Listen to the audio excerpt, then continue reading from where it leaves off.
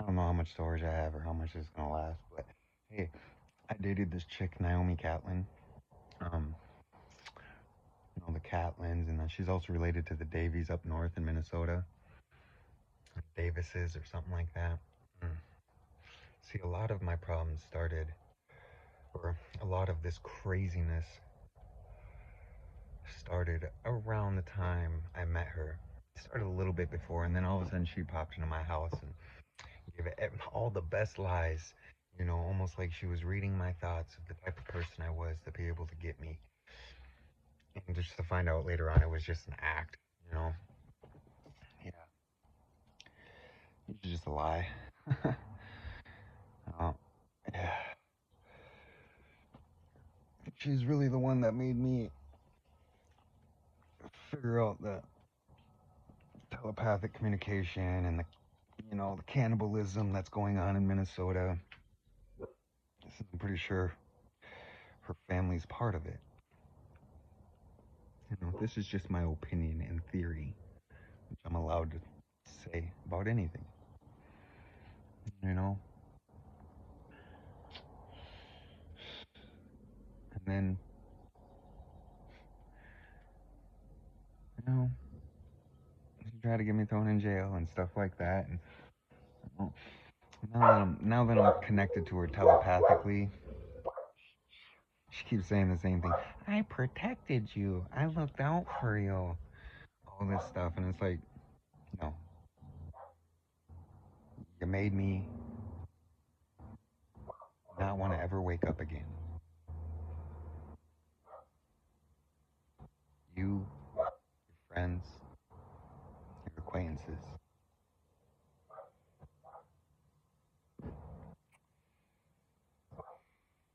You know, your your fake dad, and then your real dad showing up, pretending to be somebody else. Well, actually, no, he was just pretending to be himself, but I caught on right away because I'm very good at telling facial features and stuff. So yeah, you guys have the exact same smile, cheekbones, and facial features. That crooked little smile that you can only get from a parent. So I figured out that the dad you introduced me as your dad was not really your dad, but the guy that came later on after you broke my heart, and I decided that I didn't want to be around anymore, so I was going to put myself in dangerous situations. Yeah. I was just keeping you safe and protecting you. No, you were extending the pain you had already inflicted. You were keeping the wound open while throwing lemon juice and salt in it, and then cauterizing it closed just to slice it open again.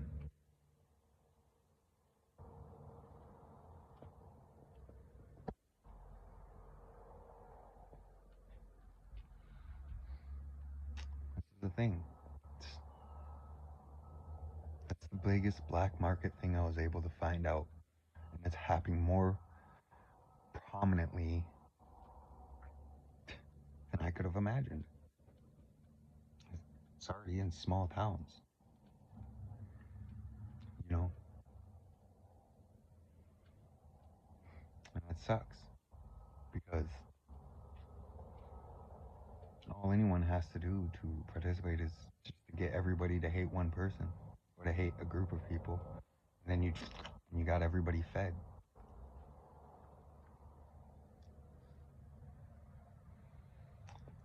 I don't really care. At this point, I'm hoping I'm on my own.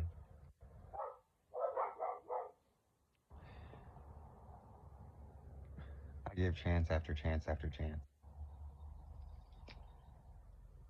Both sides come up. Spent the last 5 years. The only thing I really actually pray for is that I don't wake up anymore. When I go to sleep, I'm scared to go to sleep because guess what? I gotta wake up. The only thing that brings me comfort enough to actually go to sleep is that I might not wake up. This might be the day I don't wake up. Because I'll tell you this, that telepathic link really has nothing to do with cannibalism itself. I'm guessing the majority of women, of the majority of people, I know underage, I know at least 14 to 15 people are on that telepathic network, thanks to my travels and my testing. Yeah.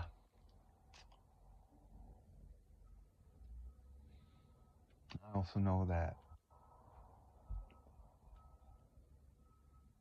some people are intentionally disconnected even though they're born connected, especially if they're guys.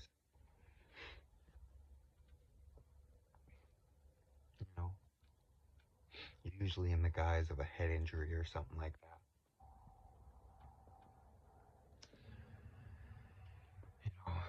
You had a little brain damage, then you can disconnect yourself from a telepathic link.